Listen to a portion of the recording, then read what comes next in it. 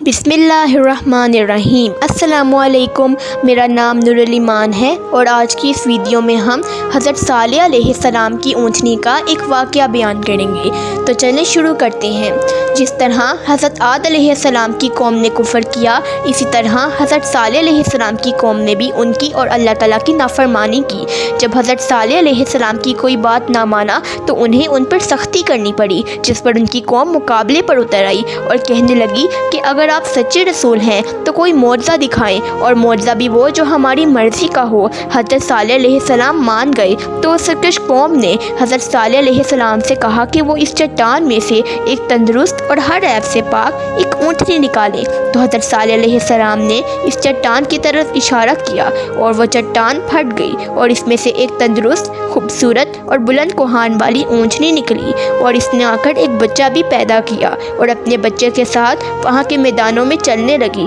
اس بستی میں ایک ہی تالاب تھا جس میں پہاڑوں کے چشموں سے پانی گر کر جمع ہوتا تھا۔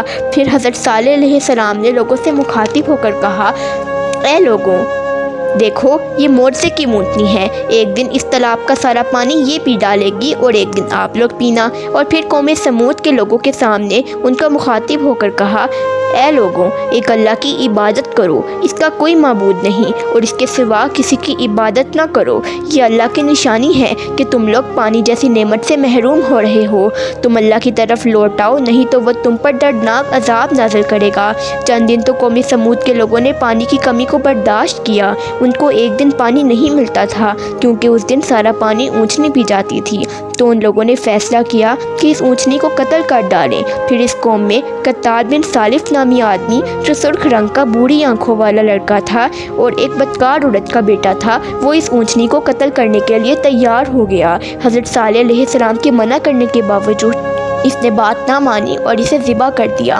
اور حضرت صالح علیہ السلام نے ان سے کہا کہ اب تم لوگ 3 دن اپنے گھروں میں سکون سے رہ لو، پھر تم لوگ بھی ہلاک کر دیے جاؤ گے۔ اور وہ لوگ اتنے بے خوف تھے، کہتے کہ اگر آپ سچے رسول ہیں تو لے آئیں ہم پر عذاب، اور بجائے ڈرنے کے انہیں دھمکانے لگے۔ اور پھر وہ آپس میں بیٹھ کر سوچ بچار کرنے لگے اور آپس میں یہ طے کیا کہ آج رات ہی ہم حضرت صالح علیہ السلام اور ان کے گھر والوں کو خاموشی سے قتل کر ڈالیں گے، اور پھر جب پوچھا جائے گا تو کہہ دیں گے کہ ہم ان کی ہلاکت کے وقت موجود ہی نہ تھے۔ اور حضرت صالح علیہ السلام کے گھر کی طرف چل پڑے۔ ان کا گھر پہاڑ کی چوٹی پر تھا، چنانچہ وہ پہاڑ پر چڑھ گئے۔ جب وہ پہاڑ پر چڑھ رہے تھے تو اچانک زمین زور زور سے ہلنے لگی کہ ایک چٹان اوپر سے آئی اور ان سب سرکشوں کو کچل کر رکھ دیا۔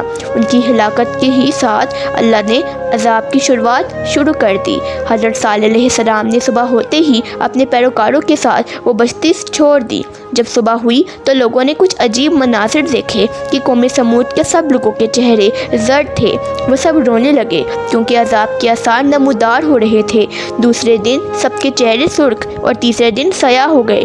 یہ منظر دیکھ کر سب چیخ و پکار کرنے لگے۔ انہیں یقین ہو گیا تھا کہ اب عذاب ضرور آئے گا۔ اللہ نے انہیں باقی قوموں کی طرح عذاب نہیں دیا تھا، جیسے حضرت نوح علیہ السلام کی قوم کو طوفان کے ذریعے ہلاک کیا گیا، حضرت عاد علیہ السلام کی قوم کو ہوا کے ذریعے۔ لیکن قوم سمود کو اللہ تعالیٰ نے طرح طرح کے عذاب سے دوچار کیا، کیونکہ انہوں نے اپنی مانگی ہوئی مطلوبہ خواہش پوری ہونے پر بھی اللہ کو خدا نہیں مانا۔ عذاب کی شروعات زلزلے سے ہوئی، جس کی وجہ سے وہ اپنے گھروں کے اندر ہی ہلاک ہو گئے۔ پھر آسمان سے زوردار کڑک کی آواز آئی جس نے ان کے دماغوں کو پھاڑ کر رکھ دیا۔ ایک ہی لمحے میں وہ سب ڈھیر ہو گئے۔ جانے سے پہلے حضرت صالح علیہ السلام نے ان سے کہا تھا کہ میں تمہاری بھلائی چاہتا تھا، لیکن تم لوگ خیر خواہوں کو پسند ہی نہیں کرتے۔ اس کے بعد حضرت صالح علیہ السلام اپنے پیروکاروں کے ساتھ فلسطین ہجرت کر گئے اور رملہ کے قریب آباد ہو گئے اور باقی زندگی وہاں گزاری۔ تو دوستوں، ہمیں اس کہانی سے یہ سبق ملتا ہے کہ کبھی اپنے وعدے کی خلاف ورزی نہیں کرنی چاہیے اور کبھی اللہ کی نافرمانی بھی نہیں کرنی چاہیے۔ اگر آپ کو ہماری ویڈیو پسند آئی تو ویڈیو کو لائک کریں اینڈ چینل کو سبسکرائب کریں اور بیل آئیکن پہ کلک کریں تاکہ ہماری ہر آنے والی ویڈیو آپ کو جلد از جلد پہنچ جائے۔ اللہ حافظ۔